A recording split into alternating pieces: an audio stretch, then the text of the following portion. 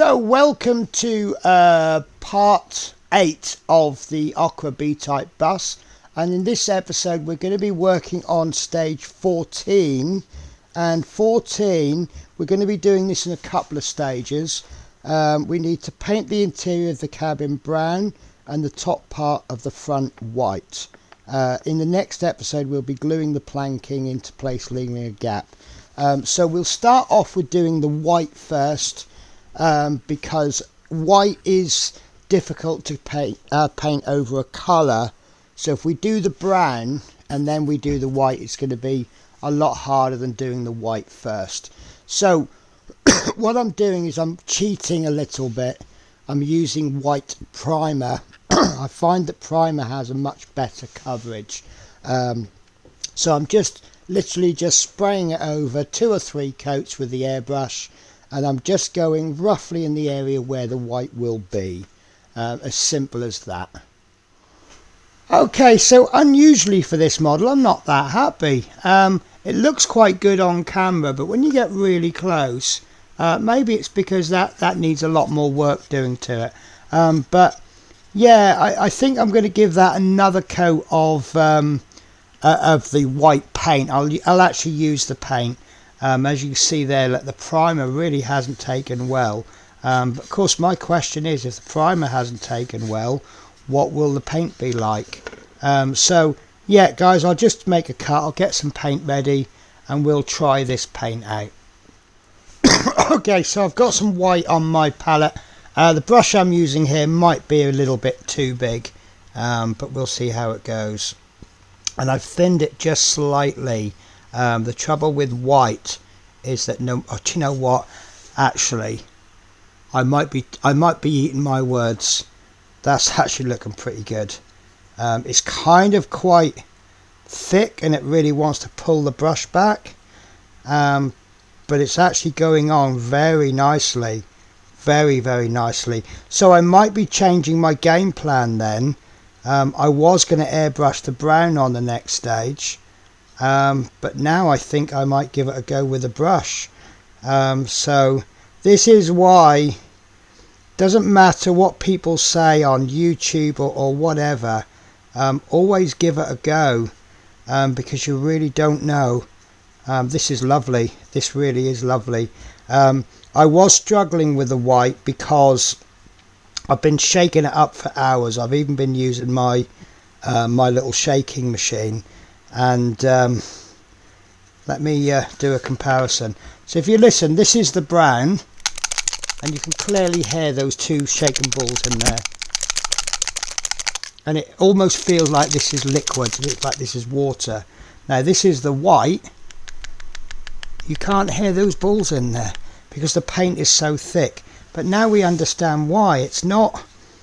Maybe it's not terrible paint. Maybe like a lot of paint ranges, some of the paints are good and some of the paints are bad, but lovely, happy with this. So I'll get on with this. Let's see if I can remember to do a cut, and this will all speed up.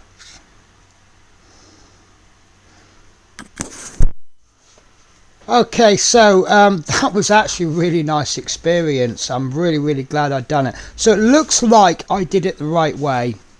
I think I was right to prime it and get as much white down as I can. Now from the camera, it looks absolutely fabulous. That's what I would call tabletop standard. So that's looking at it from about 4 to 6 feet away. If I really zoom in, you can start to see a few issues with the wood. I think that's more my fault. Now what I've done is on this side I've applied 3 coats straight over the grey primer. So as you can see, it's really not taken too well. This side is a lot better. This is about 3 or 4 coats of primer. Yes, it's taken that much. The primer has a much better coverage.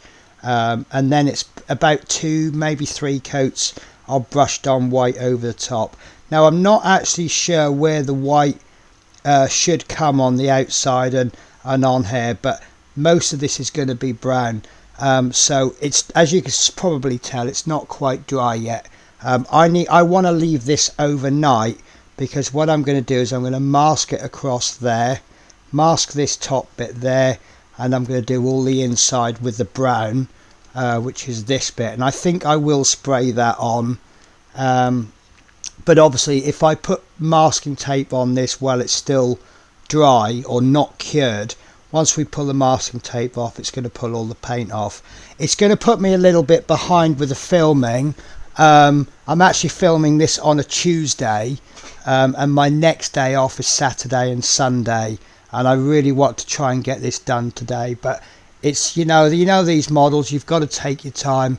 I still think I'm going to have to do something with that outside. So the one other area that I've got, which you may have spotted, and that's this piece there. That actually doesn't matter. I'm not bothering with that, and let me show you why. Spoiler, in a future stage, which I don't think is this is where we're up to, stage 14. Once we get to stage 20, we're actually going to be putting a poster over it, so you'll see that that poster is going to cover that up, so I'm really not going to bother. And what I'll probably do with that poster, that looks like a decal, so I'll probably get myself something really thin, a really thin piece of plastic, and I'll apply the decal onto the plastic, and then I'll stick the plastic on just to give it a bit rigidity. So guys, I'll see you what is going to be Saturday for me, but is actually going to be less than a second, the amount of time it takes to fade for you. Okay, so now we're going to start on the brown inside. So what I've done is I've got some masking tape, got a big long strip of it, about that long, and I've placed it, I've butted it against the bottom there, and I've just placed it across. So you'll actually see that I've covered a little bit of the top and straight across. It's basically, it's level with the sides. And then what I've done, getting a paintbrush or something, is just really push that masking tape down. I want that line to be as sharp as I possibly can. And then what I'm going to do is a little trick I've learned from a chap called Gavin Marshall. I don't understand the science of this, but what he does is when he paints, by the way, I'm going to paint this brown on with a brush. I'm not going to take any chances. I just think I want a lot more control. So a little trick that he uses to stop colour bleed is to go over it first of all with satin varnish. So we're going to get a bit of satin varnish, not a lot, and we're going to thin this down. Now I'm going to be honest with you, I'm taking a chance here. I've never used this varnish before, and I'm going to thin it. I'm going to make it very thin, very thin. Okay, there we go. And I'm going to get quite a lot of it off my brush, and I'm going to just paint over the masking tape like so, and I'll probably give that 2 coats. Like I say, I want it quite thin, and I don't want to flood it. I don't want any thickness added. You won't actually be able to see this, but all you'll see at the moment is the shininess. There we go. I just got the shininess. There we are. So can you see the shiny line there? That's just where it's wet. Now the problem I have, this is satin varnish, but you can use any varnish for this. The problem I always have with varnish is I really cannot tell when it's dry, because obviously it's shiny. When you paint a matte paint, it will be shiny when it's wet, and then once it's dry, it goes matte, so you know exactly when it's dry. With this satin varnish, you just cannot tell. Although saying that, it's gone a little bit. So I'm going to leave it for about half an hour, and I'll just pop a second coat on, what I'm calling a just to be sure coat. Okay, so that's dry, not cured, just dry. And I'm just going to pop another layer on the top, making sure it's not too thick. Get it nicely spread out, and we'll just get that layer done. And then just really pull it down. Make sure you've spread that as thin as you can. We just want a little light layer just on that line. What you'll do is you'll just make sure it gets right in that masking tape, and then what you've done is you've created a seal so that the paint can't get in underneath the masking tape. Now there is a debate over masking tape, which one is the best. I'm going to be honest with you, I've picked up so many types of masking tape, I can't tell which one is from Hobbycraft and which is from Tamiya. I think that's the Tamiya one, but they look the same. They might both be the same brands, so that's why I've really pushed that down really hard before I start with the back of my paintbrush, and then I've just gone over 2 layers with the varnish. Now I'm going to leave that overnight, and then we'll crack on with the brown paint. What we'll be using is this. This is the Occre paint. It's a paint I've not used before, and it's Judea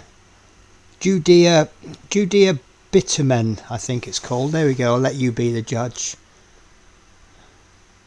So there you go. Okay, so that is nice and dry. That's been left overnight. To be honest with you, it doesn't look very satiny. I don't know if you can, well, you can't see anything. It's satin varnish, but it fits our purposes, but as a varnish it doesn't look that great. So I'm going to move on to this paint now.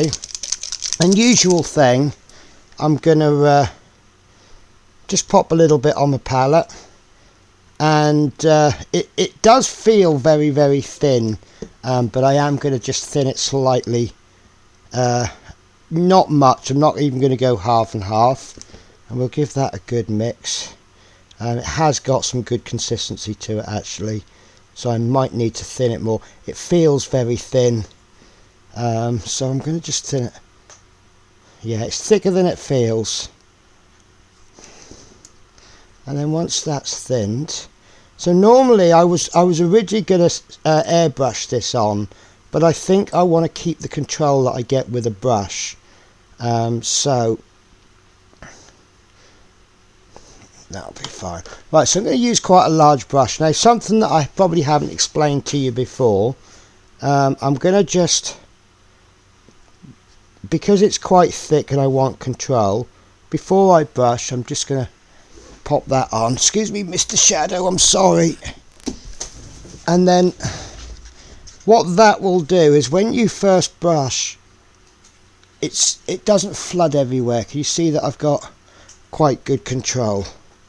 So I'm just going to brush all of that on, and I'm starting at the bottom because I've never used this paint before.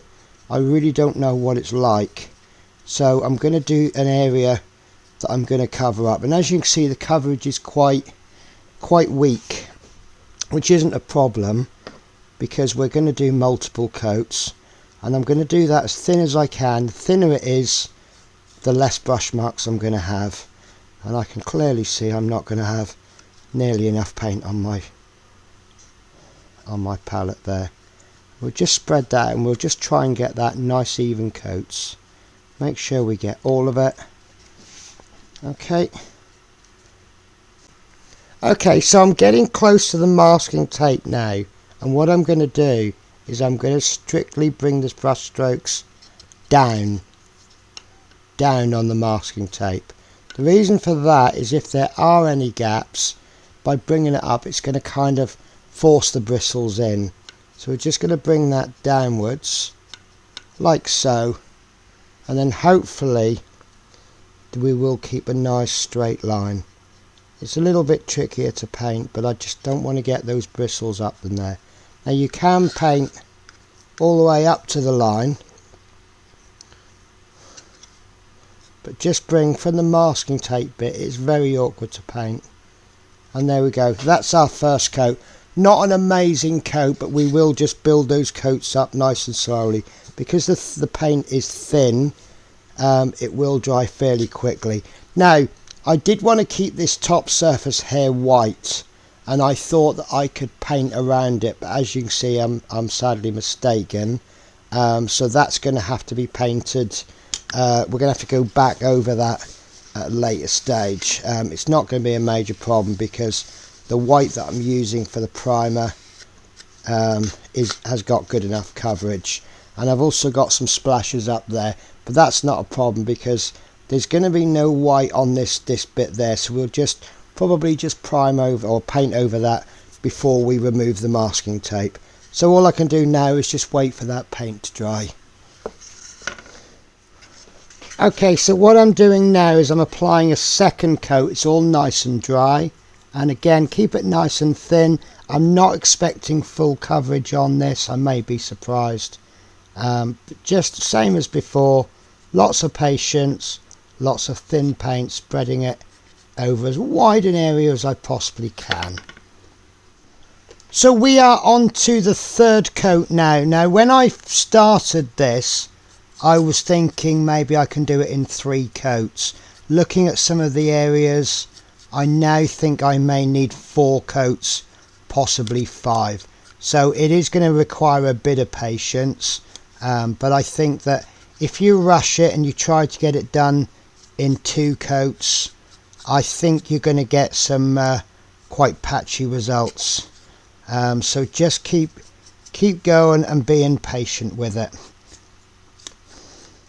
Okay, so this is it after 3 coats. It is still wet.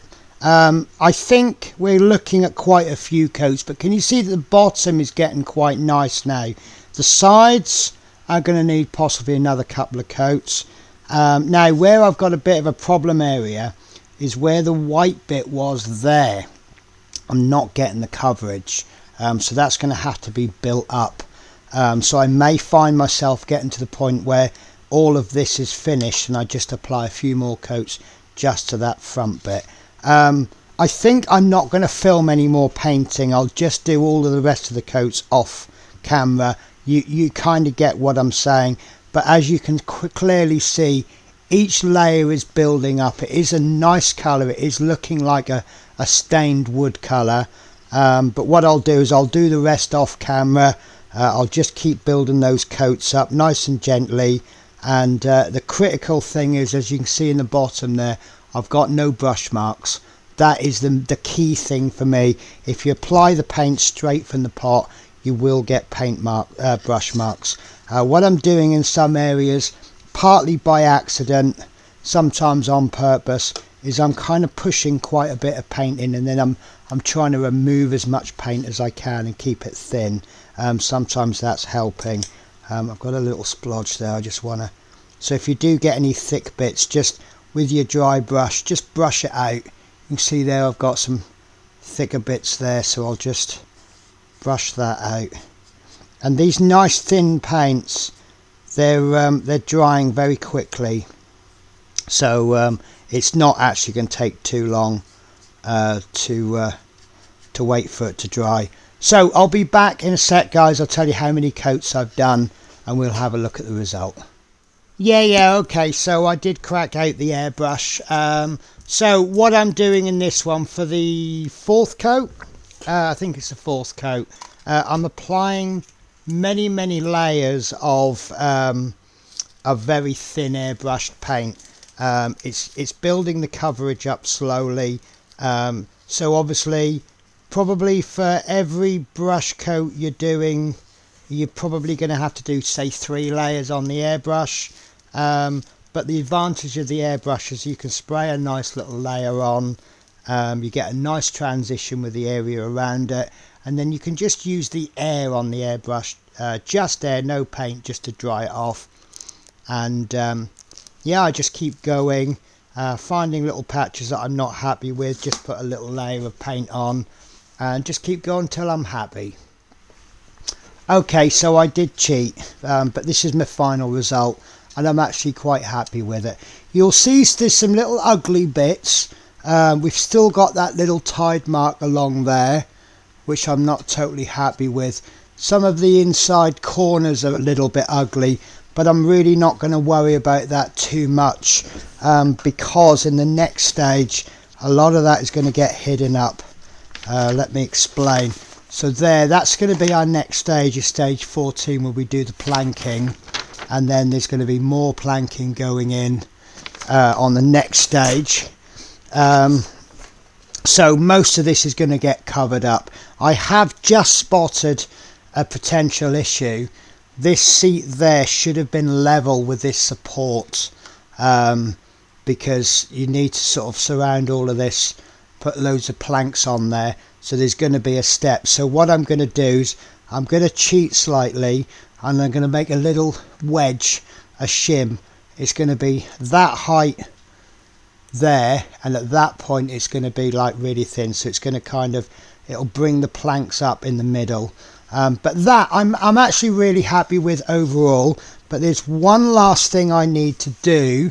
I did say at the beginning that I've put some varnish on there just to help the paint bleed.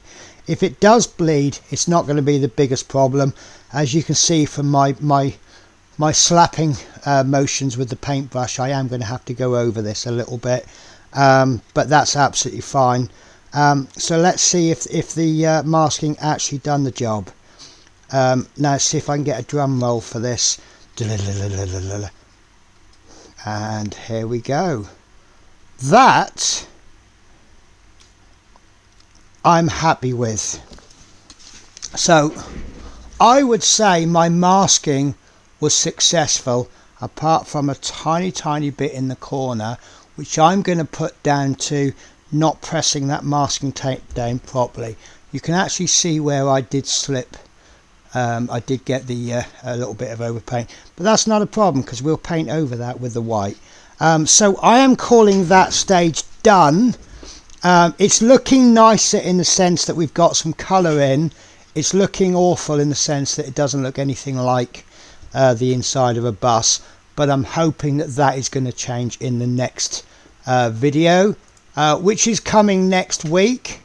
So we will be working on stages 14 to 16, which is that stage 14, and that's going to involve 13 pieces of wood, which we're going to have to cut down, and then 15 is going to be more planking, 14 pieces of wood, and then we'll apply a varnish over all of it. So you can see from this one there that all of this, which is a little bit messy, you're not even going to see. There's even little bits right underneath the seat. I'll be honest with you guys, you just can't get in there. So I've tried that. You can just see them coming up now. Can you see where my fingernail is? But you won't see those when it's all done. Right guys, so I'm bringing this to a close. As always, thank you very much for watching, and we'll see what we can achieve next week. Take care guys, bye bye.